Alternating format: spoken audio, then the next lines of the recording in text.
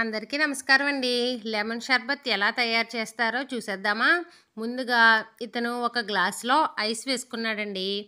ఆ తర్వాత కొంచెం సాల్టు, కొంచెం మసాలా పౌడర్, కొంచెం షుగర్ సిరప్ వేశాడండి. ఆ తర్వాత ఒక నిమ్మకాయ చిన్న ముక్కగా వేశాడండి. మిగతా నిమ్మ చెక్క రసం కూడా వేసాడండి. కొన్ని పుదీనా ఆకులు కూడా వేసాడండి. ఆ తర్వాత నానబెట్టుకున్న సబ్జా గింజలు వేసాడండి. తర్వాత ఒక పచ్చిమిర్చి చిన్న చిన్న ముక్కలుగా వేసాడండి.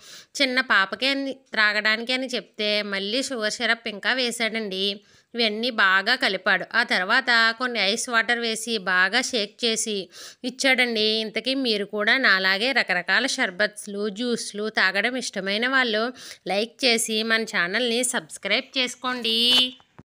ఈ లెమన్ షర్బత్ అయితే తాగడానికి పుల్ల పుల్లగా, తీయగా, చల్లగా చాలా బాగుందండి. మీలో ఎంతమంది లెమన్ షర్బత్ తాగారో కామెంట్ చేయండి.